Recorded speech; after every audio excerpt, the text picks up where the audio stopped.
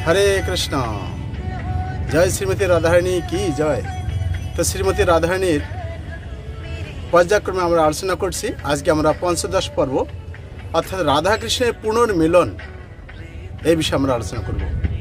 তো এক সময় ভগবান শ্রীকৃষ্ণ তিনি দ্বারকাতে যজ্ঞ করার জন্য ঘোড়ার অশ্ব ছেড়ে দিয়েছিলেন।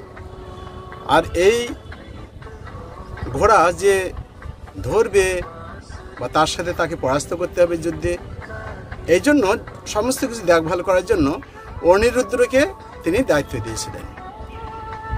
তো তখন কি হলো, যেহেতু অনিরুদ্ধকে দায়িত্ব দিয়েছেন, ঘোড়া পর্যায়ক্রমে সব জায়গায় গিয়েছে। যখন গঙ্গাসাগরে আসলো কপিলমুনি আশ্রমের কাছাকাছি, সেখানে অর্থাৎ 30 কিলোমিটার দূরে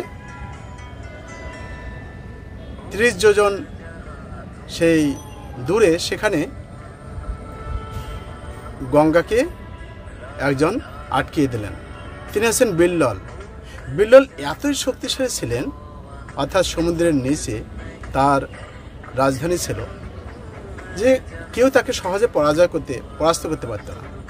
তো অনিরুদ্ধ যে গিয়েছে তার দলবল, মানে যখন যুদ্ধ হচ্ছে তখন তারা আর পেরিয়ে উঠছেন না। তখন সবাই কৃষ্ণকে আহ্বান করলেন। তো তখন কৃষ্ণ আসলেন। কৃষ্ণ এসে বিল্ললকে পরাস্ত করে তার পুত্র প্রপুত্র সবাইকে নিয়ে পুনরায় তারা রওনা দিবেন।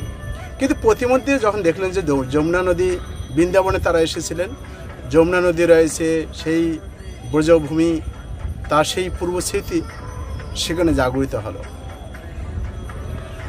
তো এই ঘোড়া যখন বৃন্দাবনে আসলো, নন্দবাবা কী করলেন, এই ঘোড়াটাকে আটকিয়ে দিলেন। তিনি দেখলেন তার কপালে, ঘোড়ার কপালে লেখা আছে, এটি আছে কৃষ্ণ এই ঘোড়া যজ্ঞের জন্য ছেড়েছেন, এই ঘোড়াকে যে আটকাবে ডিটেলস তিনি পড়ে তিনি দেখলেন যে আমি যদি এই ঘোড়াকে আটকিয়ে দিই তাহলে কৃষ্ণ এখানে আসবেন, কমপক্ষে আমি এক মুহূর্ত হলেও আমি কৃষ্ণকে দর্শন করতে পারবো। তো এই জন্য তখন কী করলেন, ঘোড়াকে আটকিয়ে দিলেন। কৃষ্ণচন্দ্র ভগবান তিনি সমস্ত কিছু দর্শন করে অত্যন্ত আনন্দিত হলেন। সেই পূর্ব স্মৃতি 100 বছর যেহেতু রাধারানীর অভিশপ্ত ছিলেন, 100 বছর কৃষ্ণের বিরহে তাকে থাকতে হবে, সেই প্রতিমধ্যে এই কাহিনী হয়েছে। তো তখন তিনি নন্দবাবার কাছে গেলেন সেই পিতামাতাকে দর্শন করার জন্য। যখনই নন্দবাবা জানতে পারলেন যে কৃষ্ণ আসছে, তারা অত্যন্ত শোকাকুল ছিলেন। কৃষ্ণ বিরহে সবাই পাত্রের ন্যায় তারা হয়ে গেছে। বাঘ কথা বলার মতো এ ধরনের শক্তি ছিল না, বা চলার মতো, অর্থাৎ সবাই কৃষ্ণ বিরহ কীরকম হতে পারে। তো যখন জানতে পারলেন কৃষ্ণ আসছেন, কৃষ্ণ সুন্দরভাবে তাকে অভ্যর্থনা জ্ঞাপন করলেন। কৃষ্ণচন্দ্র ভগবান নন্দবাবার চরণে তিনি প্রণাম করলেন এবং কুশলবার্তা জিজ্ঞাসা করলেন।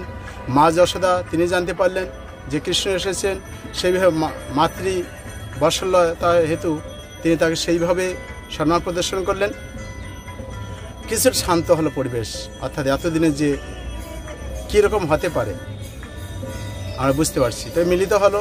পরে শ্রীমতী রাধারানী যখন জানতে পারলেন কৃষ্ণ আসছেন, তো তখন কি হলো, কৃষ্ণ তখন রাধারানী তার কোনো কিছু পরণ ছিল না, অলঙ্কার আদি কোনো কিছু তার নেই, কিন্তু তদুপরি তিনি আসলেন। তিনি সুন্দরভাবে তার গোপিকারা তাকে সজ্জিত করে দিলেন। কৃষ্ণ সে তার পুনরায় এখানে মিলিত হলো।